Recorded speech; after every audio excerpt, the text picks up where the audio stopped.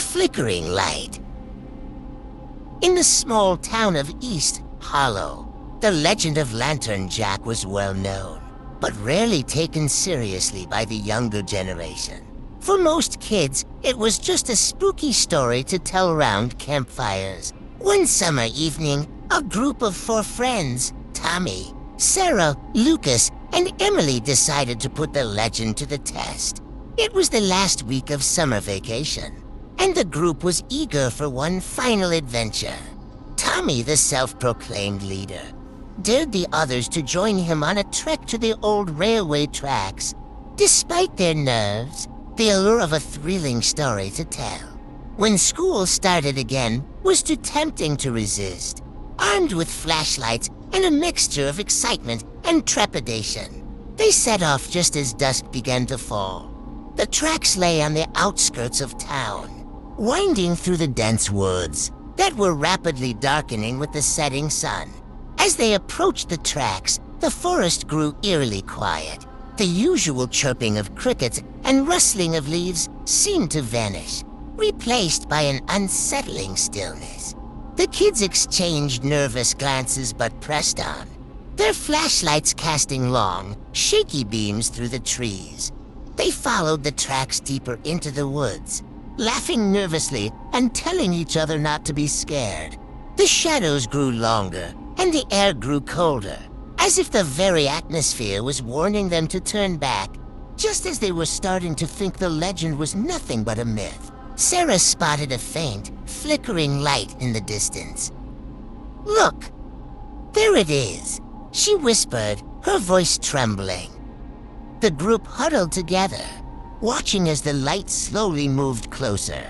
The flickering glow danced along the tracks, casting eerie shadows on the surrounding trees. Panic began to set in as they remembered the stories of Lantern Jack, and how his ghostly lantern could be seen on stormy nights. "Let's get out of here," Lucas urged, his voice barely a whisper. But Tommy, driven by a mixture of fear and bravado, insisted they stay and see if it was really Jack. As the light drew nearer, they could make out the vague silhouette of a figure carrying the lantern. The spectral glow illuminated a gaunt, shadowy face that seemed to float in the darkness. The sight was too much for the kids to handle. In a frenzy of fear, they bolted in different directions, their flashlights bobbing wildly as they ran. Tommy tripped over a loose rail and fell hard, his flashlight skittering away into the darkness. His hands scraped against the gravel, and a sharp pain shot up his leg. He could hear Sarah screaming, her voice echoing through the trees as she ran blindly into the woods, crashing through the underbrush.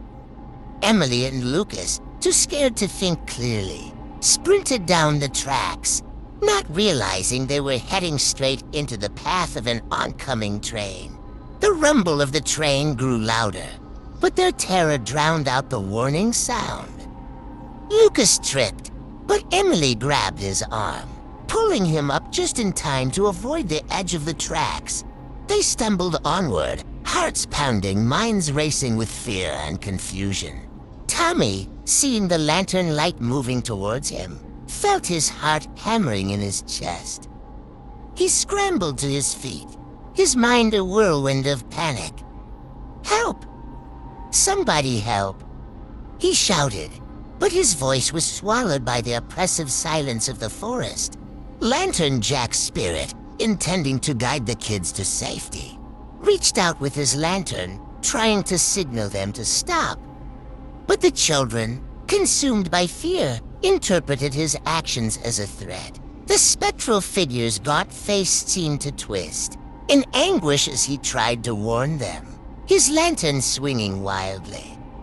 Tommy, in his panic, ran in the opposite direction, straight into the path of the train. The train's horn blared, a deafening sound that echoed through the night. The conductor tried to stop, but it was too late. The screeching of metal against metal filled the air as the train bore down on Tommy. Emily and Lucas, still running along the tracks, turned just in time to see the horrific sight. The train's headlights illuminated the scene, casting long, terrifying shadows. Tammy's scream was cut short by the deafening impact, and the flickering lantern light was the last thing they saw before everything went black. The next morning, the town of East Hollow was shaken by the news of the accident. The tracks were closed off, and the story of the kid's tragic end spread quickly.